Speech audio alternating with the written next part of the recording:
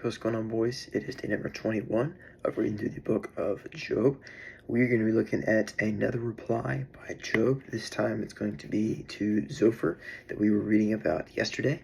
So for yesterday, we were looking at Zophar and his kind of expression as this prideful desire that some of us have about living our lives, and how it kind of affects our relationship with God, and how it affects how things work out for us.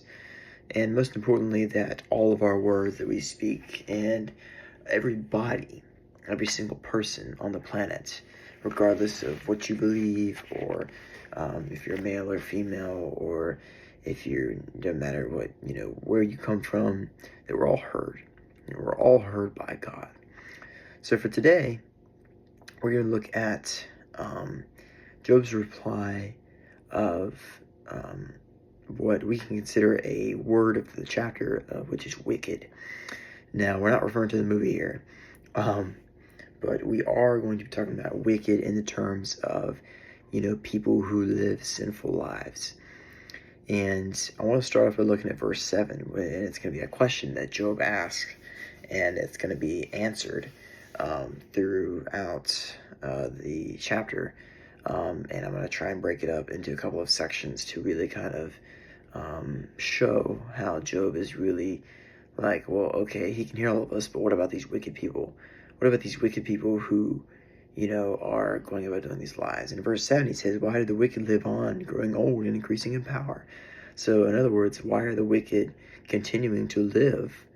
And not only living, why are they getting stronger? Why are they obtaining more resources and more, of a shield around themselves that they can use to make themselves more powerful? And, it's an interesting question that he asks, and most of us ask that question a lot. And, the wicked, appear to thrive, and while not following the Almighty.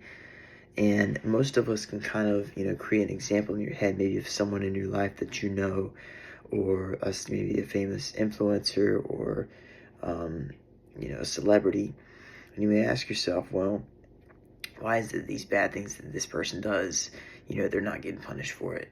Maybe it's something they said, or something they did, or maybe it's just, how they appeared on a certain, maybe a TV show, or, something. And, the question is that, well, the wicked, how do you know someone is wicked? How do you know someone falls into that category? Well, you have to base it off a particular feature, and that is, are they doing it for the better of themselves or for the better of everybody else?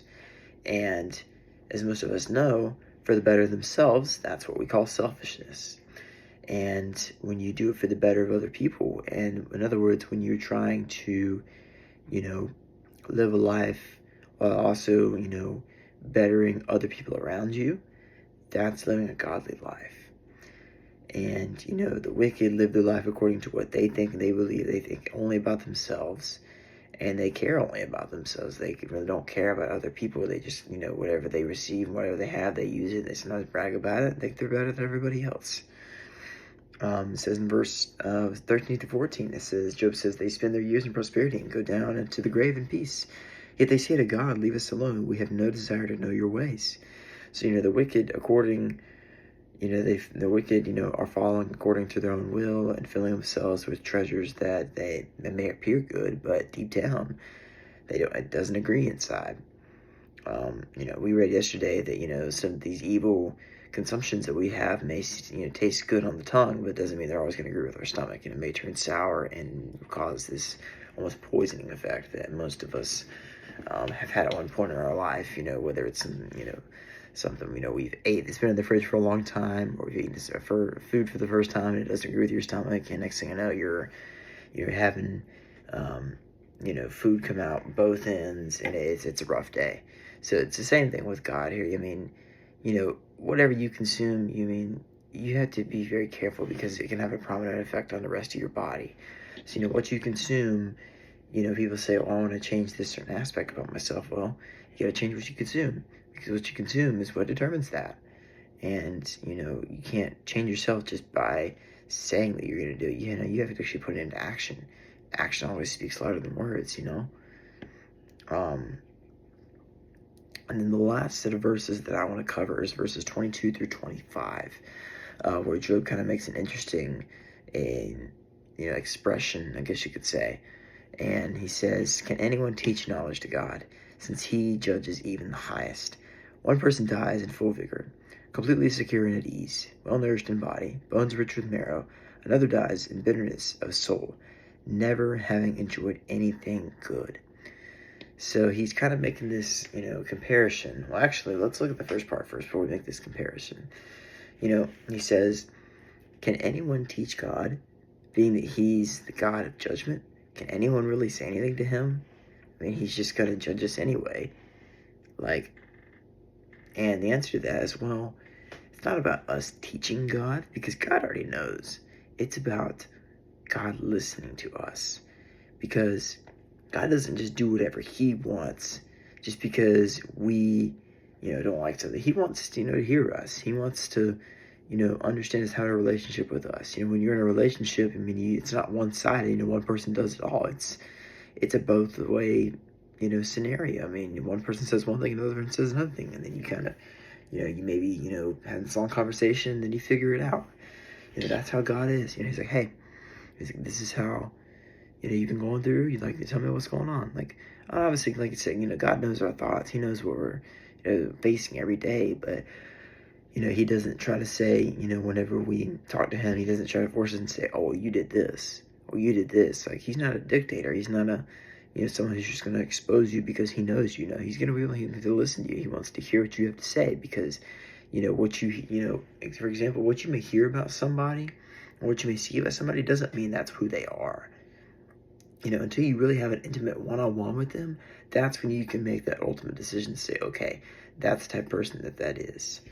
And jumping to this comparison, Job's like, look, a man that lives the life that to the highest, and he's completely secure, completely a full believer, he dies, but yet someone else, dies, and he dies just like someone else who is the complete opposite. And this brings me back to the word wicked. Wicked people, some may say, well, why do they continue living? Well, because God's not just going to eliminate them from the earth just because they continue to make bad decisions. God is going to continue to throw rocks at them to say, hey, turn away from your wicked ways. Our life is not a set, calendar. All of our lives are different. Our length of our life, is not the same for everybody. So, according to the decisions that you make, that's how long you're going to live. It's not you're going to live 85 years or you're going to live 60 years. No, the decisions you make and what you consume, that'll determine how long you live. So if you die at the age of 55 or you die at the age of 105, doesn't matter.